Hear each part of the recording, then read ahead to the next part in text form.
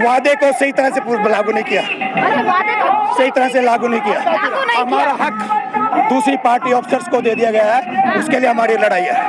कितना फासला है जो आपको और उनको अफसरों को जो पेंशन मिल रही है? हम कैलकुलेशन में नहीं पड़ते। कोई हॉस्पिटल के अंदर बैठ के अरे कोई बैटल ग्राउंड में गोली खा रहा है, एमएसपी में कैसे आप इक्वल दे सकते हो? जो अपने ड्राइंग रूम में बैठा है उसका एमएसपी आप बैटल ग्राउंड में बॉर्डर पे गोली खा रहा है उसके बराबर कैसे दे दोगे?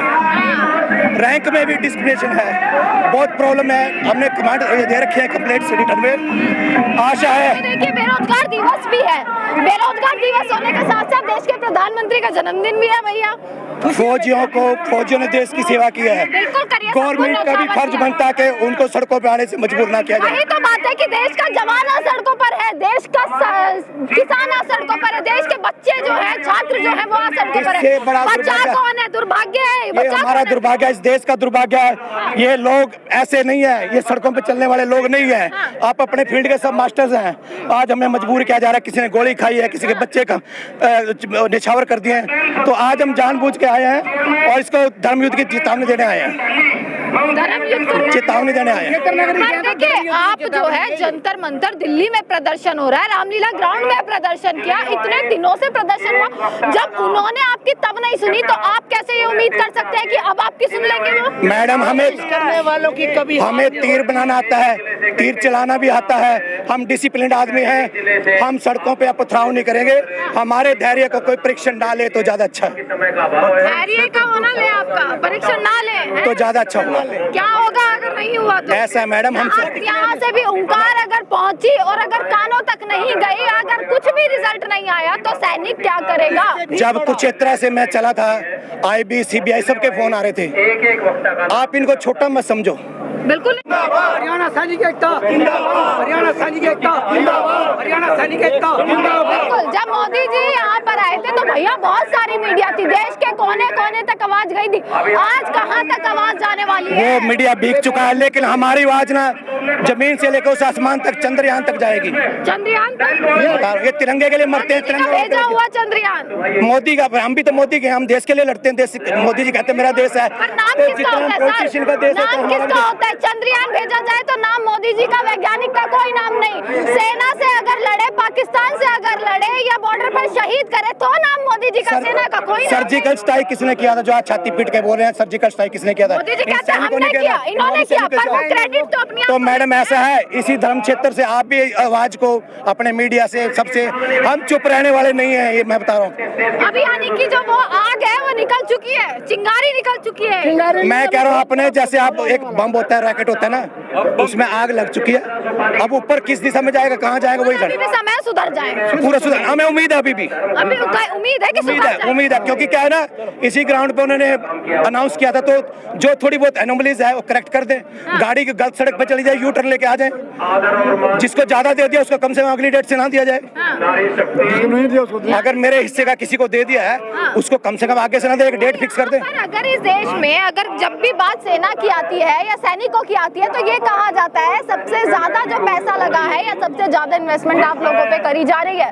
नंबर 1 अगर आप हैं तो वो सरकार की वजह से है, क्योंकि उन्होंने आपको इस लेवल तक पहुंचाया। इन्वेस्टमेंट मैडम इंस्ट्रूमेंट्स पे, एयरक्राफ्ट पे हो रही है, वेलफेयर पे वो नहीं हो रही है। अब जो एक बेसिक है, 17 साल का सिपाही चला जाता है, उसके शादी भी नहीं होती कई बार, वो आके बाहर सड़कों में धक्केगा, गार्ड ड्यूटी करेगा वो? जिसने तोप चलाई है, जिसने रडार चलाया है, वो क्या सड़कों पे आके पत्थर तोड़ेगा? ये गवर्नमेंट का एक नैतिक कर्तव्य है सैनिकों को रिसेटल करना, उनकी जायज मांगों को पूरा करना। हम कोई का चाहता थोड़ी मांग रहे हैं, हम अपना हक मांग रहे हैं। हक मांग रहे हैं, वही हक जो उन्होंने वादा किया था। That's all।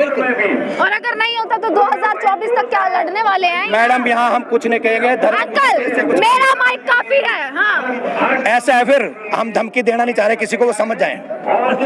भारत माता की बोल के जाओ। हाँ जी बोलो, क्या पूछो सर? मैं बताता हूँ, आपने बोला ना सुरक्षा पे सबसे ज्यादा खर्च होता है। क्या पूछो? आपने बोला ना सुरक्षा पे सबसे ज्यादा खर्च होता है। जाओ। ये एक ऐसी चीज है जिसके लिए ये बना है, ठीक है? आप अपना घर बनाते हो, क्या आप झोपड़ी में नहीं रह सकते? आप कार खरीदते हो, आप साइकिल पे नहीं जा सकते, वो अपनी सुरक्षा के लिए करते हो ना।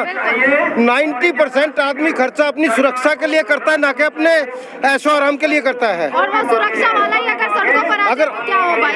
अगर वो सुरक्षा वाला सड़कों पे आया है तो ये सरकार को सोचना चाहिए कि कहाँ हमारे से कमी हुई है। जो आदमी अपनी जान हथेली पे लेके आता है, सिर्फ एक सेना एक ऐसी वो है, ऑर्गेनाइजेशन है जिसमें सबसे पहले उसको कसम खिलाई जाती है कि आप मरने के लिए आए हो, जीने के लिए नहीं।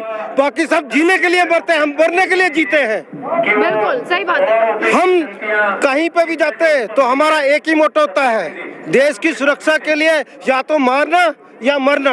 एक कतरा खून का भी होगा तब भी हम ये बोलते हैं कि अपने दुश्मन को मार के अपने देश को सुरक्षित रखें। और आज अगर उनकी ये हालत है तो क्यों है? आज इस देश का जवान भी सड़कों पर है, इस देश का किसान भी सड़कों पर है। जो नारा दिया गया था लाल बहादुर शास्त्री की तरफ से कि जय जवान जय किसान, इस देश का किसान भी सर्वोपरि है, जवान भी सर्वोपरि है, पर दोनों सड़कों पर है। दोनों सड़कों पे इसलिए है क्योंकि ये चीज ये सरकार नहीं देख पा रही, क्योंकि इनके साथ भेदभाव हो रहा है। हाँ।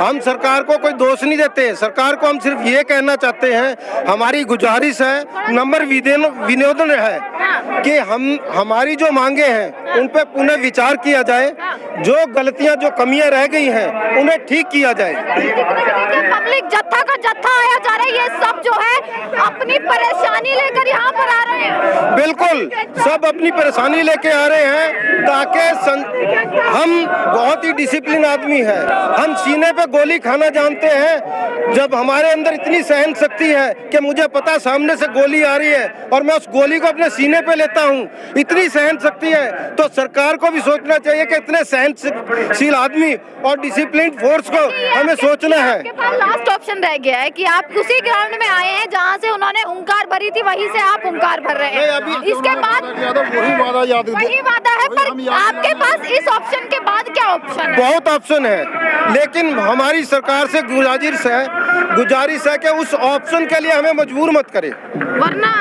अगर वो ऑप्शन वैसे तो हमें पता है, क्योंकि जब मार्शल लॉ लगता है तो फिर वो आर पार का होता है, बट हम नहीं चाहते कि ऐसी सिचुएशन आए कि सैनिकों को वो हथियार उठाना पड़े जो नहीं उठाना चाहते वो। अच्छा, यानी कि धमकी है एक तरीके से। बिल्कुल, अपने हक के लिए जब हम अपने देश के लिए लड़ सकते हैं, हम अपने देश के लिए अपनी जान कुर्बान कर सकते हैं, क्या हम अपने हक के लिए नहीं लड़ सकते? क्या हम अपने हक नहीं मांग सकते? हमारा ये हक है तो हम मांग रहे हैं। आज तक जितने भी वो हुआ है, हमने कभी ऐसे हम ग्राउंड में आए? बिल्कुल नहीं आया, क्योंकि जब तक हमें मतलब ये है आप अपनी लड़ाई आखिरी तक लड़ेंगे, परंतु हिंसात्मक कुछ नहीं करेंगे। बिल्कुल नहीं, हिंसा हमारे खून में, हिंसा हम करेंगे तो दुश्मनों के लिए, दुश्मनों के विरुद्ध आपके आंदोलन रहेंगे। बिल्कुल, और इसके बाद भी चलता रहेगा, यानी हम कोई लास्ट नहीं है, इसके बाद भी आगे चलता रहेगा। अगर कितनी टाइम लिमिट आप सरकार को यहाँ पर दे रहे हैं कि हाँ भाई इतना समय है, हमारा कोई ऐसा नहीं, हम कोई पॉलिटिकल नहीं है जो हम लिमिट देंगे कि महीने में। सुनो, सरकार को हम गुजारिश कर रहे हैं, धीरे धीरे हमारी बातों का एक्शन हो रहा है, सरकार थोड़ा थोड़ा ध्यान दे रही है, बस ये है कि जल्दी ध्यान दे ले तो अच्छा है, नहीं तो हम इसी तरह से चलते रहेंगे। आप तो पॉलिटिकल नहीं कर रहे हैं, आप तो राजनीतिक नहीं कर रहे, पर आपके साथ तो बहुत बड़ी राजनीति हो ही गई है ना जी। यूनिटी में जो भी है ताकत होती है।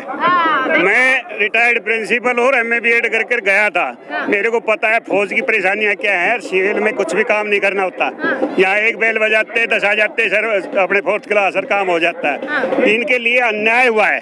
अफसर पीछे से कमांड करते हैं, फ्रंट में हम लड़ते हैं, फ्रंट में हम लड़ते हैं। फिर कम से कम बुलेट प्रूफ जैकेट तो हो, जैकेट भी नहीं है, तो इसमें करा है इन्होंने, ठीक है फाइटर वगैरह।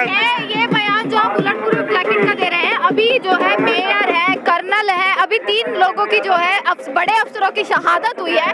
उनके परिवार वालों ने कहा कि अगर बुलेट प्रूफ जैकेट होती तो मेरा बेटा आज बच जाता। ऐसा है जी, देखो आज के युग में वैज्ञानिक जो युग आ रहा है, जितने एडवांस होंगे। अब हमारे में एजुकेशन कोर में थे, पहले मैप रीडिंग करते थे, देखते थे, आजकल कंप्यूटराइज है सब कुछ, कंप्यूटराइज है सब कुछ, जो भी कुछ है वो कंप्यूटर करता है। तो पैसे की जरूरत तो हर जगह पड़ती है, पहले एक अखबार से काम चल जाता था, अब सब कुछ खरीदना, तो पैसे की जरूरत तो सब जगह पड़ती है। बिल्कुल, तो बहुत हमारे बड़ी बात कह रहे हैं आपकी। पहले अखबार की जरूरत होती थी, अब पैसे की जरूरत है। जब हम जैसे अगर कंप्यूटर को नहीं जानते हैं, नेट बैंकिंग की नहीं जानते हैं, तो हमारी पीढ़ी थी वो परेशान हुई, हर जगह लाइन लगे, कहीं भी जाए। आप जैसे आपकी पीढ़ी है वो बिल्कुल कहीं जाते नहीं। ओके फ्रेंड्स, ये वीडियो आपको पसंद आने से सब्सक्राइब करो, लाइक करो, शेयर करो, अपना दोस्त लोग भी शेयर कर देना। नेक्स्ट वीडियो में मिलेंगे। जय हिंद, जय भारत, सैनिक एकता जिंदाबाद जिंदाबाद, भारत माता की जय जय।